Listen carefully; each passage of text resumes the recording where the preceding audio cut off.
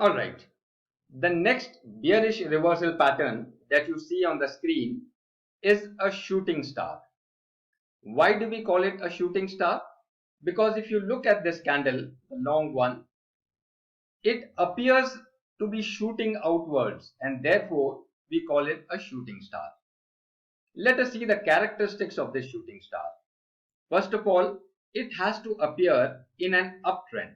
See, when the candles are green and it is a bull run or the trend is upward, at the end of the uptrend it should appear and then only we can call it a shooting star. If it happens to appear in a downtrend, then we would be calling it by some other name, and that is the inverted hammer. We have seen it already earlier. Alright? And it may be red or it may be green. It is not necessary that the shooting star, since it is an uprun, need not necessarily be green. It can be red also. In fact, if it is red, then the significance or the relevance will be little more, because now we are talking of a downturn coming. And the body has to be very small. This body has to be very small. And the upper wick or the upper shadow has to be long enough. It should be at least twice the size of the main body. This upper shadow should be at least twice the size of this main body. The longer it is, the better the signal will be. Alright?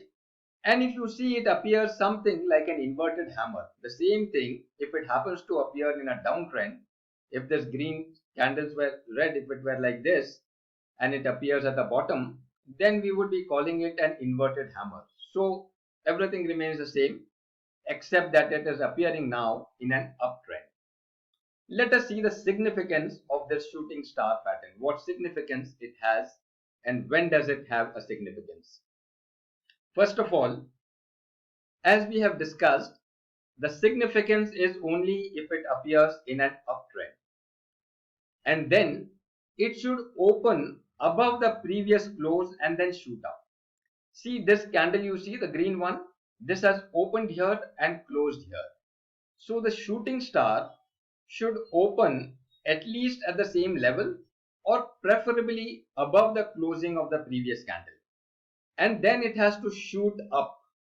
Alright? And then after shooting up, it has to come back all the way to almost at the same place where it started.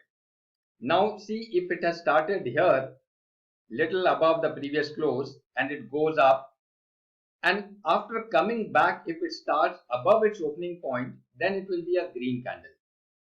But suppose if the opening were little above this previous close, and while coming back, if this had come back little more, come down below the opening of this body, then it would have been a red candle. And if it were a red candle, it would hold little more significance because it will show that the bears are now dominating. Alright? And then you see the next candle must open below the high of the shooting star and must close much below. What it means is this shooting star will have significance only if the next red candle opens below the close of this shooting star and then moves further down.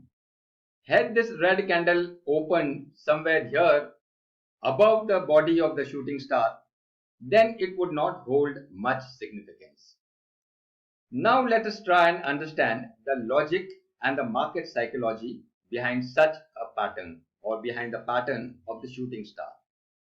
First of all, remember that in this uptrend, the bulls have been in control so far. Alright? When the shooting star opens, the bulls again take control and in a frenzy, they take the price further up. Alright? In a quick time frame, they take the price further up, but on reaching the top, they lose steam and they retract. The bears pull the bulls back and bring them back to the point where they started, or maybe little more below than that. If you compare this to a tug of war, it would mean that the bulls were pulling the rope on their side, but suddenly the bears have shown strength. They have pulled the bulls back to the starting point and tried to bring them to their own sides a little bit. What it means is that the bears have now given a threatening call to the bulls. They have given them a warning. The bears have given the bulls a warning. But how long that warning will sustain, or how long that temporary dominance of the bears will sustain, is yet to be seen. What will happen in the next candle is not known yet.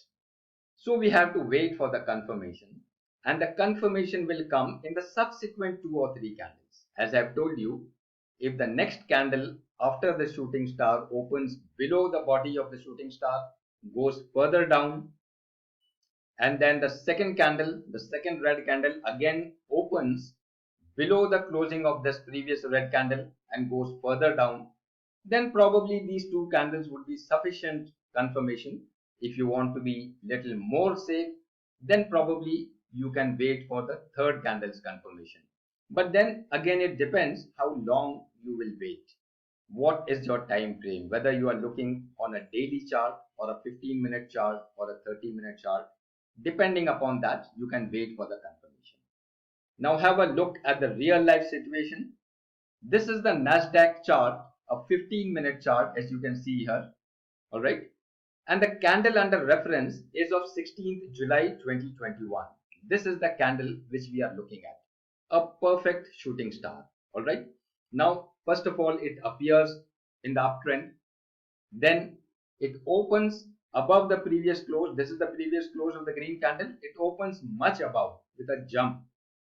A good sign. All right. And then it has a small body and a long shadow. Of course, the body is not as small as one would want it to be, but still compared to the shadow, the body is small, so you can give it. Then it shoots up, all right, and comes down much below than where it started. Now, this is a red candle, therefore it has more significance. See, it started up here. On this point, it started, went up the shadow, and then came down and closed below its opening.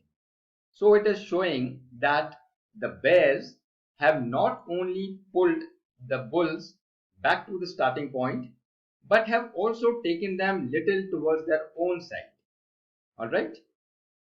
And then the subsequent next candle opens below this closing of the previous candle, and the third candle opens below the closing of the second candle. So it satisfies all the condition, and it is a rare case where you see this pattern is almost as if it has come out of a book. Very rarely you will find such perfect pattern. So if you find such a pattern, you must not leave that opportunity. Now it is a 15 minutes candle, a 15 minutes chart. That means each candle representing 15 minutes on the time frame. All right. So I hope you have understood the spirit behind what we are discussing about the shooting star pattern. All right.